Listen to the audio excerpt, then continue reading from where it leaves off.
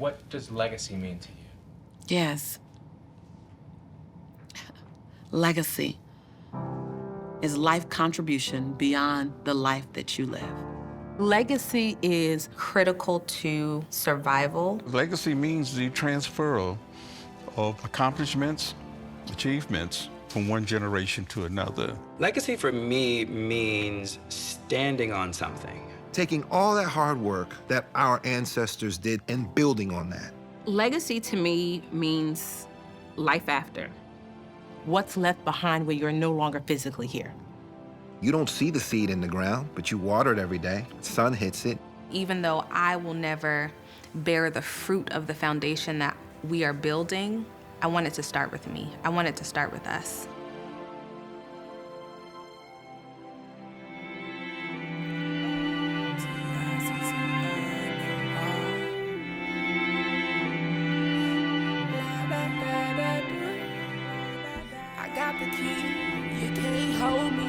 Destiny is unfolding.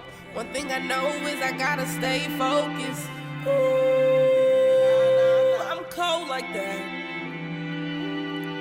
It's a double shot of tea, baby, cause I'm bold like that. I'm in too deep, expose the facts. History repeats, but we ain't going back. No, we ain't going back.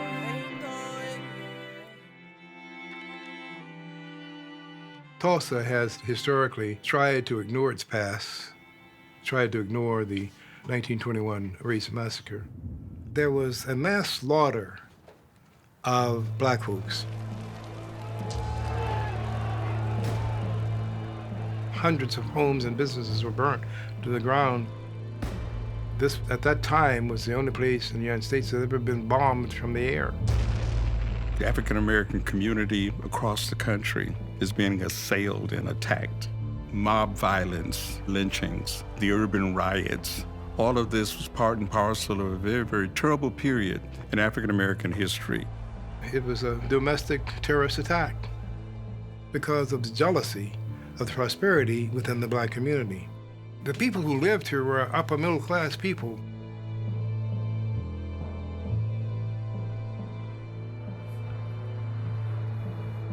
Greenwood, if one doesn't know, is better known as Black Wall Street. It was a black majority of people who owned businesses. They had churches, restaurants, everything you could think of. The spirit to me of Black Wall Street, I can't tell you. It's just a place that you have to visit to understand it. I saw the fires, the riots. I couldn't believe all that happened in Tulsa. And our young people, they need to know what Wall Street means. We need to know what Wall Street means. So that way, that's not stuff that's repeated. As we approach the centennial commemoration of the 1921 race massacre, all one would need to do is to look at the news and look at the comments, the public comments, to see what the racial tensions are. Everything we try to implement that will improve the quality of life for African Americans in this city is met with a fight. One of the things I say constantly is we've had to fight for everything we've received since we got off the boat, and that has not changed. I keep hearing about the word reconciliation, and I'm like, wait a minute, that means restoring friendly relations, which presupposes that we've created them. And I don't know a point in our history when we've ever done it. There is no racial reconciliation in the context of Tulsa. It's an oxymoron. The city overall often feels like it's in a state of denial. We're not in a place where anyone wants to admit responsibility for the disparities that continue to happen today. I think of Black Wall Street as critical to survival and critical to our ability to thrive. The most disturbing thing about moving through the postcards and the pictures was this feeling that history is repeating itself, and that's kind of the elephant in the room that no one wants to name. The community still feels like it's on fire, and so what then am I responsible to do now, knowing what I know, seeing what I have seen? What is my responsibility in terms of how I move throughout the world?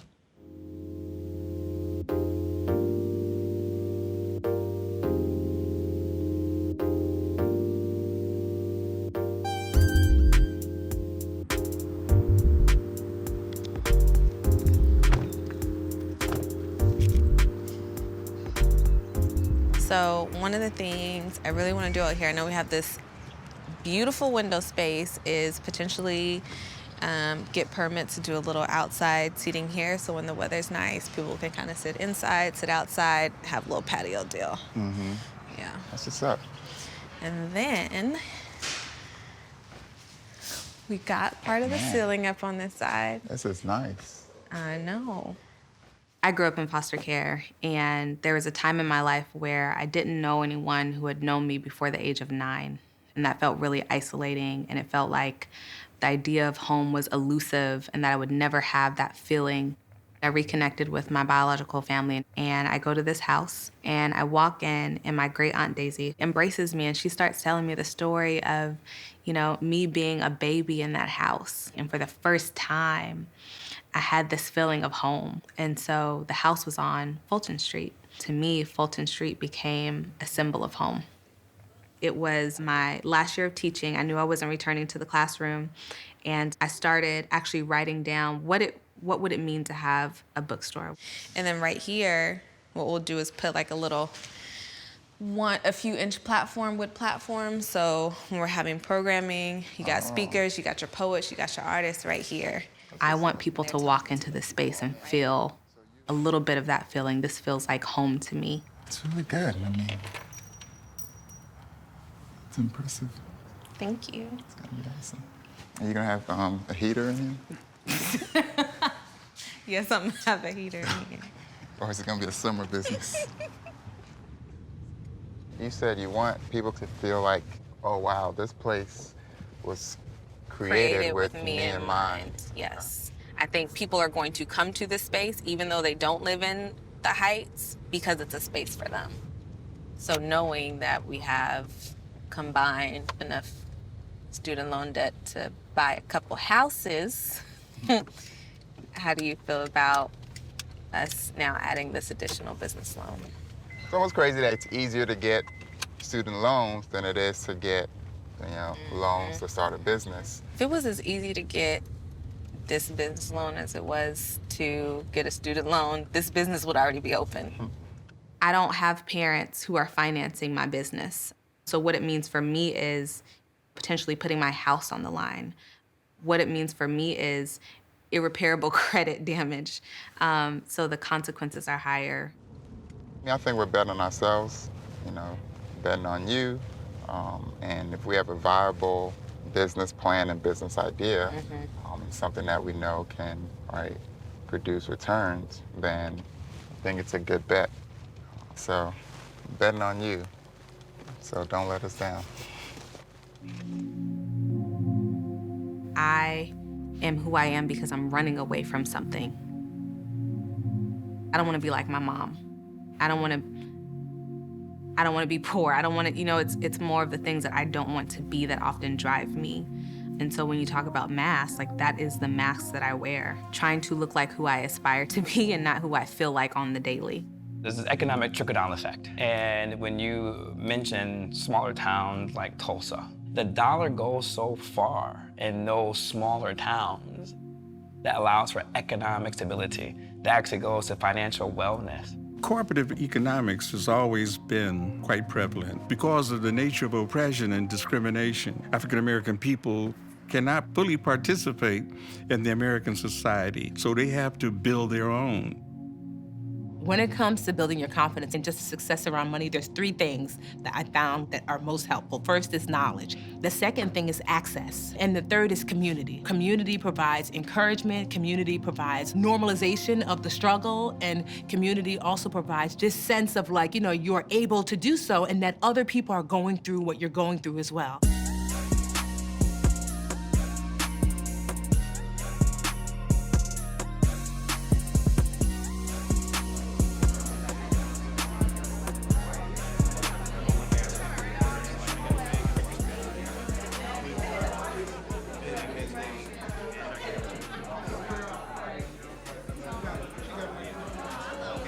Can I please have your attention for just a moment? We've assembled here this evening to actually show love to Onikah. She's decided to invest in our community, to give back, to focus on literacy. We're lucky. So I want to say thank you, Onikah, for having the fortitude to step out on faith, to pursue your dreams and passions. Thank you for being here. It feels good to be around family, y'all. And that's what Fulton Street is supposed to be. It's a space for us to have conversation, to have dialogue in the way that we naturally would. It's a space to build community. It's a space to build relationship. And so I am so excited that I have the privilege to build that here in Tulsa with each and every one of you. As much as I own this, we own this. And so thank you, thank you, thank you to every single person in this room. I could not do this without you. Yes, yes. Let's have a toast to Onikah, the dream of our ancestors. Salute!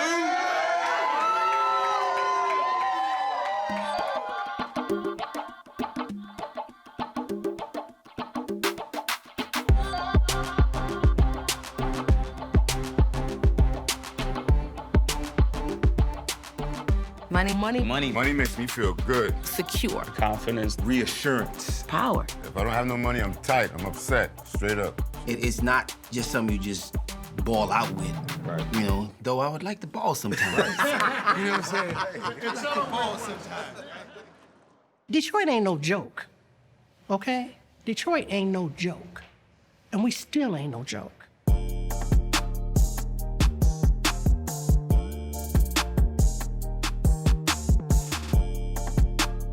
A Detroiter is someone head up, shoulders back, working hard, determined, focused. The work ethic of this town is serious.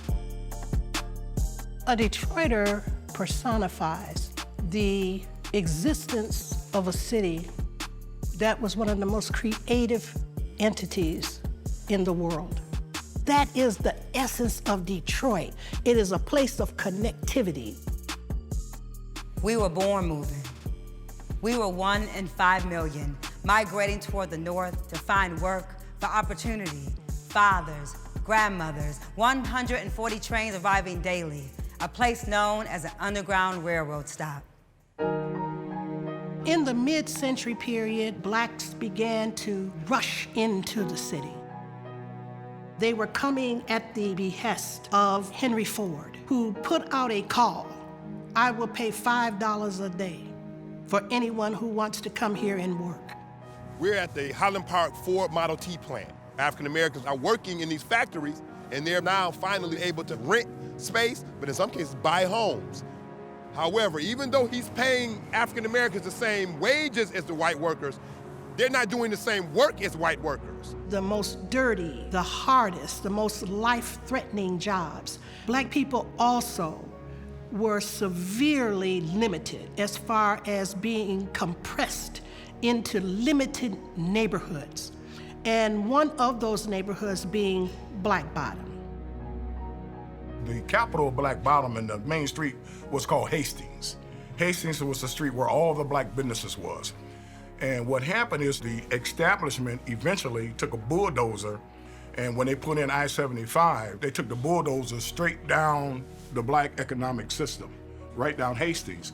Can you imagine what those businesses would be worth today? I mean, in the billions. Ford Motor Company, Chrysler, Sears, Kresge's, Highland Appliance, all of those things were here operating at their peak from the 1920s to the 1950s in Highland Park. Highland Park's population has gone down significantly, and many of those businesses, they're no longer in the city of Highland Park. We see a lot of things in the new Detroit. There's new shops, new restaurants, new stores, particularly in downtown and midtown. But of course, what's also happening is the removal of people and the removal of history. We are in Highland Park, specifically in the Avalon Village. The Avalon Village is basically a living space, a community that was built out of blighted and abandoned houses. The Homework House is the first entity that was built out of a house that was on a demolition list. It's a space where children can actually feel like they're home and have a peaceful space to just live, learn, and play. This land was totally dead. It needed a healing. Even though it was in its fall, it was still worth something, it was still beautiful, and it could be a phoenix rising. I set a goal about 10 years ago. By the age of 55, I want to be able to gainfully employ 50 to 100 people. and multiply that every 5 years from there. Once money becomes reciprocal in the community, it no longer feels like money, it feels like a bloodline, and it feels like something that we can build off of.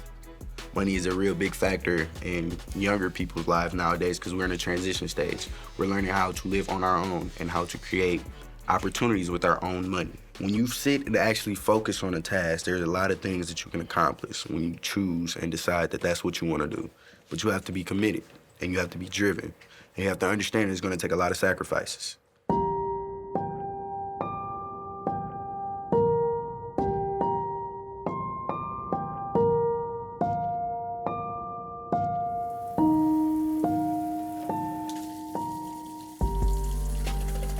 Jonah, go tell Braylon to come here. Thank you. Say good morning, please. Raising children, making sure they eat every day. You ready to go to school? No, I'm actually right here up the street. Making sure that everything's done, homework's done. All right, see you later. And half the time, let's say I may get 4 hours of sleep. I tell my kids that education is very important. I have to be honest with them. I didn't go to college right after high school. I went to cosmetology school, but I was so caught up in doing other things in life that I didn't finish cosmetology school. I always tell them now, because I learned the hard way, finish what you start. That's my main rule to them, because after so many years and then getting of age, things get harder. But I'm great at doing hair. That's what I do. So I'm going back to cosmetology school to finish.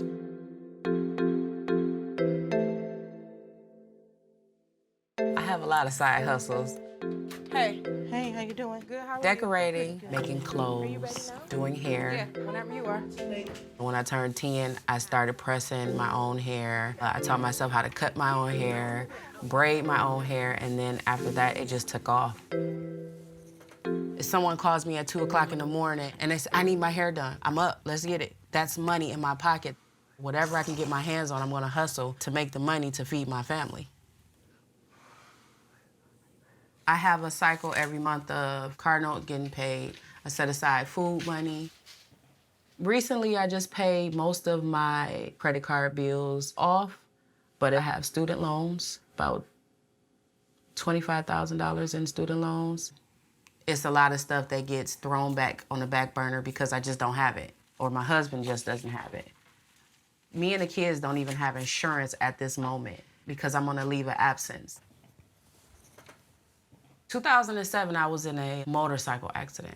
My femur was broken in two, my ankle was shattered, and I have at least $90,000 in medical bills.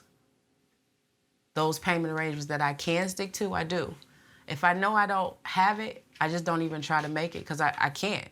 I know, and it's sad to say, after years, some of the medical bills will fall off, but I'm still dealing with my student loans. And I'm completely in debt to the point where I can't even breathe.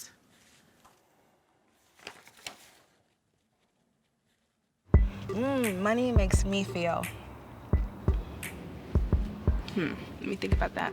Money. Money. Money just makes me feel,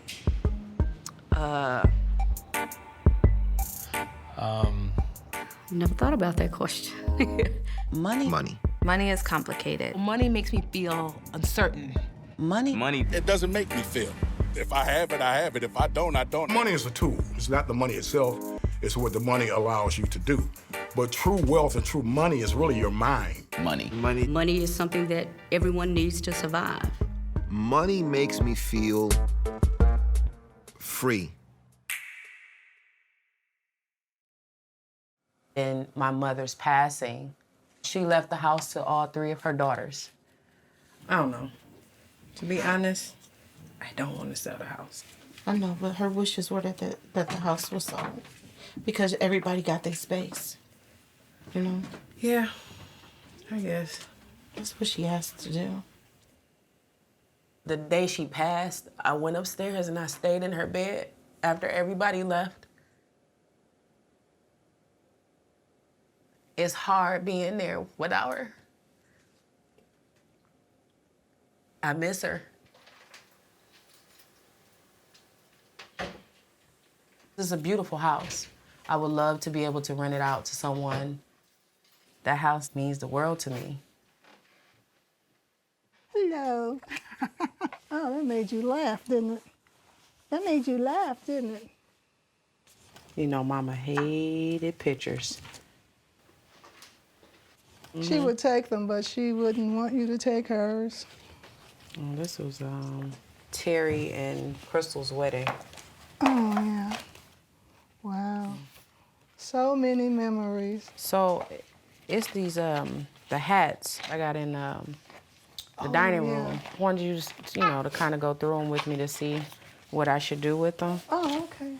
It's the First Lady hat. This is the one I like. The First Lady hat. All right, all right. Okay, like my hat. Had you thought about, like when you sell the house and you get your portion, had you thought about what you were going to do with your portion of the money? I need to put some money up for my children. Yeah, that's a good idea. Very good idea. That's my number one goal.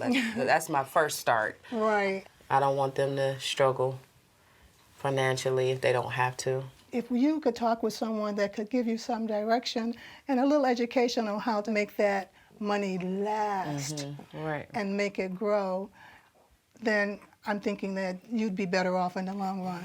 And you'd have something for your kids. And if you need anything, I'm right here, always. Always. Say always. Oh, you know what I was... She's a sweet child. She's a good mom. She is handling it okay on the surface, but there's a sadness there. I've had a time where I had so much debt that I couldn't sleep. And unlike other periods in my life where I was able to out-hustle and work my way out of debt, in this particular situation, I couldn't. It taught me a lot about patience, and that's probably one of my most tested moments. Whenever I felt like giving up, when I'd ask for a sign, the sign would always say, stay, keep pushing. It wasn't $1 million check. It wasn't a $1,000 check, but it was just enough to keep me going. So I was like, all right, stick it out a little longer. Everyone is struggling with something. You cannot find a solution when you're still hiding behind that wall of shame. The moment I turned things around and got a new mindset, it wasn't an aha moment that was, the ceiling opened up and angels sang, oh, and everything was great. It wasn't that. It was $11.42. I ran out of Pampers and I went to the ATM to get $20 out, and it said I had $11.42, insufficient funds.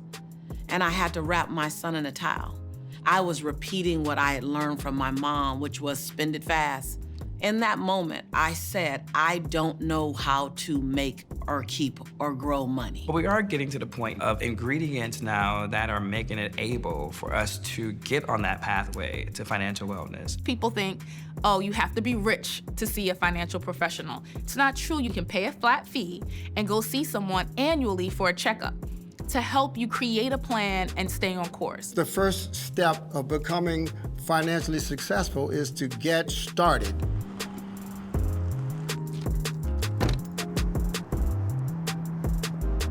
We're in the process of trying to help our people all across the country get from where we are financially to where we believe we have the potential to be. My mother's religion is shopping, right? So, like most families, we didn't really talk about money a lot. D-Free is a transformational lifestyle movement that uses faith-based principles and practical approaches to financial management to help people become financially free. 35% of African Americans have a negative net worth. We don't own anything. Our debt exceeds our assets. All of those problems that have economic implications motivated me to create D-Free, to partner with other people who are very serious about our people rising out of this economic cesspool and really experiencing financial wellness. When my grandmother died, she had raised 6 children and she was a seamstress. She sold other people's clothes for a living. When she died at 80 years old, she left 3 houses paid for. Wow. I stood at her grave and I said to myself, I am embarrassed now and I gotta change. And if I died right now, all I'd have to leave anybody is credit card bills. There's an emotion that's building in Black America towards self-sufficiency, economic empowerment. I think the atmosphere is being infected by possibilities. What we bring to that atmosphere is strategy, because a dream without a strategy is just an illusion. Hi. I'm glad that I'm getting to talk with you because my mom left us some money and we're getting ready to sell the house. Talk to a professional. Yeah, I'm definitely going to do that. About a 529 plan for your kids. Okay. Because that grows tax-free. Okay. There's certain responsibilities that we all have, but there's a different kind of freedom that you can have when you know you have a plan on the other side of it. That concept of freedom and just liberation and being able to breathe and really live and exist and move in the world from a position of power because you now feel in control of your circumstances and in control of your situations. Anytime you hit me, I'll come right back I to you. appreciate it greatly. I really love it. I love I've this heard so many much. great things about you. Thank you. I'm just so impressed, and I can't wait to see where you're headed. I love Detroit. I love my city. I have a group of friends. One is starting a makeup company. She quit her job and she just went straight for it, like, I'm just gonna do it. It was kind of a group of us that got together. We're just talking, like, what can we do to inspire people to do the things that they want to do? For a long time, I was scared to step out. I was scared to say, let's start a business because I'm scared of failing. But you have to fail to get somewhere.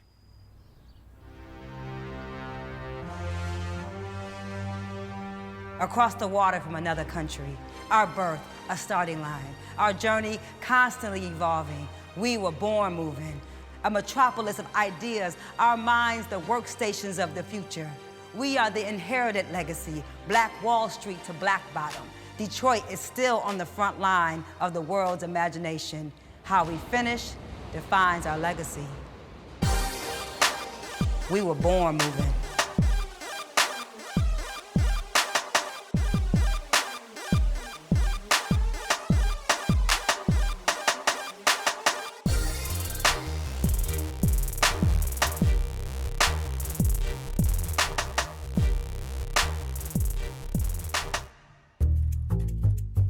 Strong Black woman living in America? If you would have asked me what strong Black woman means to me 5 years ago, I would have given you flexing and stoic. I feel a sense of obligation. Holding the world. And I mean, you get up and you do what you need to do to accomplish what it is that needs to be accomplished. People call me a strong Black woman all the time. I feel like the cape became my noose. The super sister soldier. I've got it. I don't need help. I'm not a burden on anyone. We put it on every morning. We wash it off every night. But what happens is if no one sees you crumble, they don't believe that you do. What's your favorite slogan about Atlanta? Oh, wow. You mean aside from Atlanta got a mayor named Keisha? Let me see.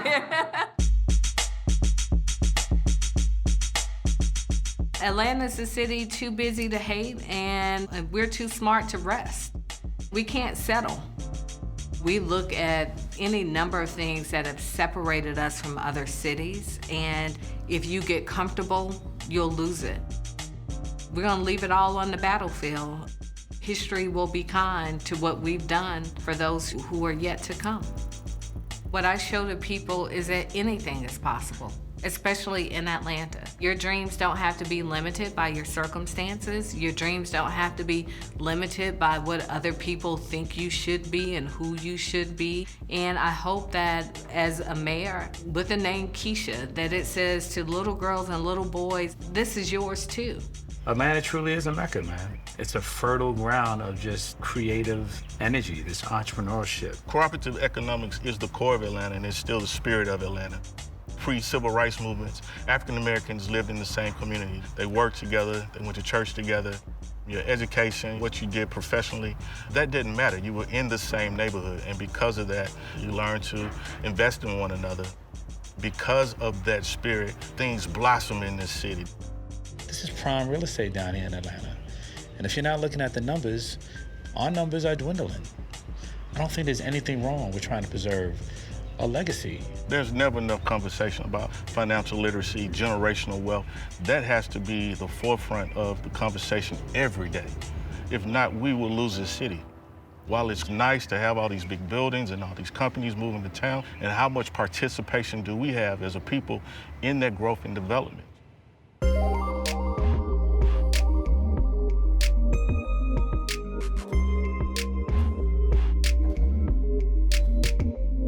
I set a goal for myself that I wanted to become a millionaire by the age of 30. My first experience with business I can think of are when I was maybe 4 or 5 years old, and my grandfather started businesses in Mobile back in the 50s and 60s and passing them on to my dad. And one of the things that I would do in the summer times is I would help them by counting money. It would be my responsibility to count the ones. I saw my mom start businesses when I was really young as well. I remember her reaching certain milestones and being excited, and I also remember times when it was really tight. Money was tight, it was hard.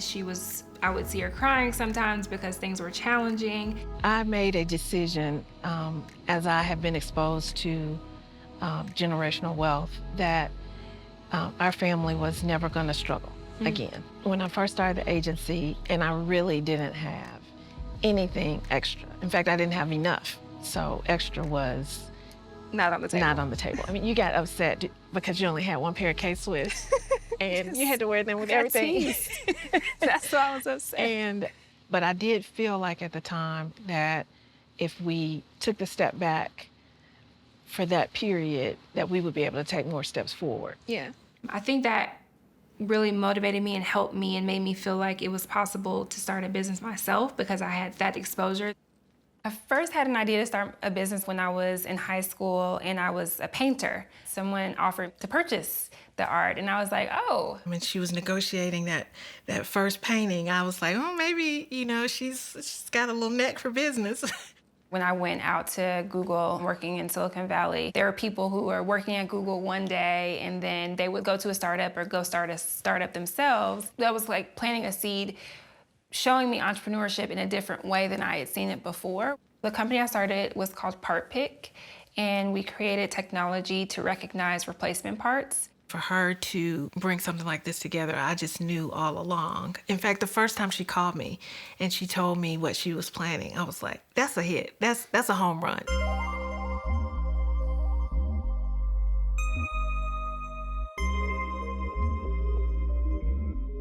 Unfortunately, the morning after I sold my company, I could not get out of the bed. I was crying, I was upset, and it wasn't necessarily because of the fact that I sold the company. It was more so just feeling somewhat out of control, and that's when I was actually diagnosed with depression. I think a challenge for Black women in general is you have so many identities that you have to balance. They tout how, there's a rise of professional Black women graduating from college and being entrepreneurs, but they don't talk about the challenges that go along with it. Even though there are more Black women entrepreneurs, they're actually making less than they were a decade ago. So you look at that and you think, what does that mean when you go into a professional space and you're maybe the only, or you have less than what everyone else has? How does that make you feel like you have to show up? Yes, we as Black women are strong. When I think of what we've had to endure as a people, there's generational trauma. I don't like crying. I'm not a crier, but that's part of trying to live up to this standard of being strong and always taking, and never asking for help, never saying, I can't. A strong Black woman can talk to you about anything, no matter what obstacles are in her way. I've been through depression. I've been through anxiety. You're strong because you can speak out about your situation, because you never know who you can help. The Gathering Spot is a private membership club that has a workspace amenity. It definitely was built from the mind frame of people like ourselves who are Black professionals seeking a space where it's not about being tolerated, it's about being celebrated, being able to access your best self because you feel that security and connectivity in the space. It is not only appropriate and cool and trendy to invest in Black entrepreneurs, it makes good business sense to do it. Jewel is an excellent example of this concept where by doing well, it facilitates the opportunity to be helpful to other people. Experiencing injustice and feeling slighted in different ways throughout the course of my life and feeling like I've always had to do more and work harder and be better. I think that must be the reason that I'm specifically focused on giving my time to Black entrepreneurs and resources to Black entrepreneurs. I mean, I had investors ask me if my team was still Black. I've had people say that they've never invested in a Black woman and kind of infer that they would not be starting with me. I would do trade shows where I would have members of my team with me, and I could almost always count on people not directing questions or speaking to me at all. They would rather speak to the young white male intern that I would have. And that, to me, obviously it hurt my feelings, but it also just kind of showcased what I was up against. Hey, how are you? After I sold my business, I was really having somewhat of an identity crisis. I put a post out there that said, hey, I'm open to meeting with entrepreneurs every morning at the Gathering Spot. I'm gonna be there for breakfast anyway, so might as well have some company. And I got an overwhelming response from just putting out a simple post like that. And so over the course of the last 2 years, I've probably met with over 100 entrepreneurs. Raising more money at this point is one of the big questions I heard. I find that e-commerce companies usually are losing money the first couple of years because they are... Being a mentor to other people has allowed me to just be helpful to them, to learn more about what they're working on, and really teach them lessons from mistakes that I made. So what's the timeline look like for that? So phase 1 is June. Okay. Phase 2 would be August. Okay, September. so not too far. Exactly.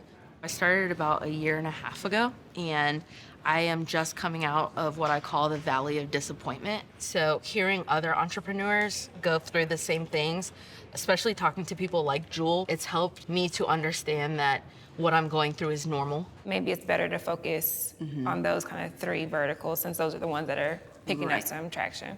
I don't think that there's anything that's so special about me that can't also come into play in other people's stories, and I can be a relatable source for people that are on the path and not sure if they can get there.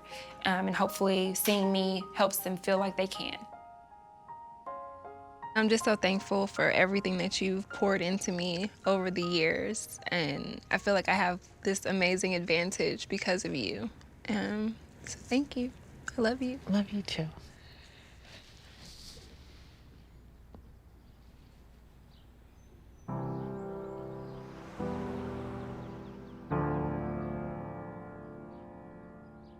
Behind me is the home of Alonzo Herndon, Atlanta's first Black millionaire. Alonzo Herndon was born into slavery. He would actually be emancipated at 6 years old and come to Atlanta to create his fortune. He is the founder of Atlanta Life Insurance Company. The legacy of Alonzo Herndon is one of generosity, sacrifice. It's a legacy of self-determination. And that's the legacy that we live today as entrepreneurs, continuing the work that he has started for us. Plant seeds that will grow trees whose shade you may never sit under. And for me, that defines legacy. As I'm sitting next to this great oak right now, at some point, someone planted that tree. Dreams and aspirations and upliftment has always been a struggle in the African American community.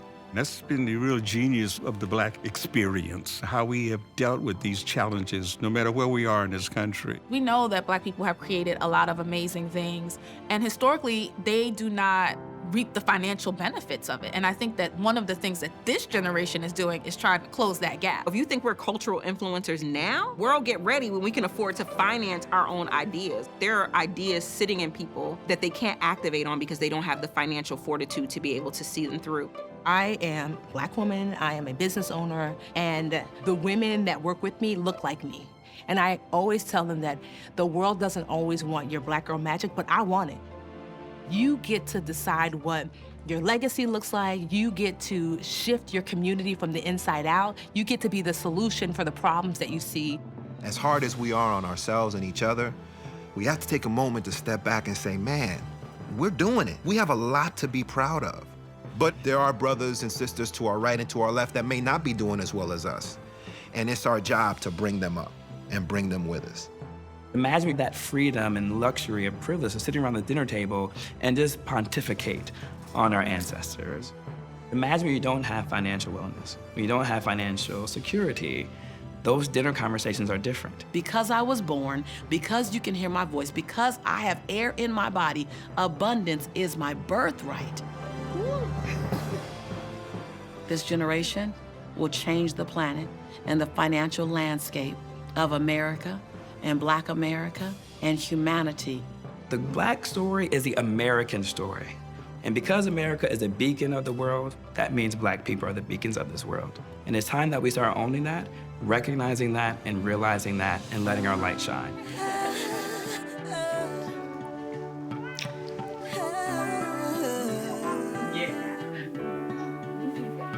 Cheers to the winner. I toast to the fire in me. Came through the fire in spite of all the pain.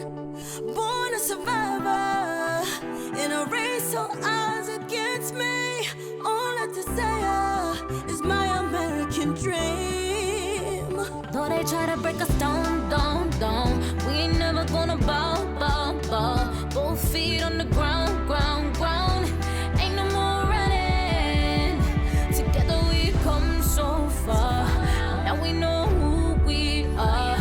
No more wishing on the star. Getting off our knees, walking toward our destiny.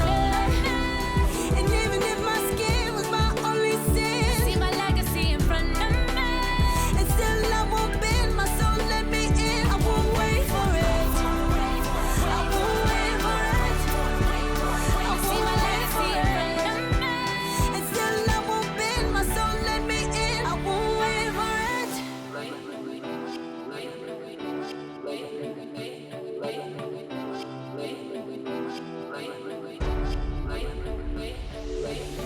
Blue blood in my veins, so I could never surrender. Pain rooted deep, but now we're growing together. Rise up to the occasion, no matter what the weather. Rain down on me, oh. Promise that I'll be here forever. Though they try to break us down, down, down, we ain't never gonna bow, bow, bow. Both feet on the ground, ground, ground. Ain't no more running. Together we come so far. Now we know who we are. No more wishing on the star. Getting off our knees, walking toward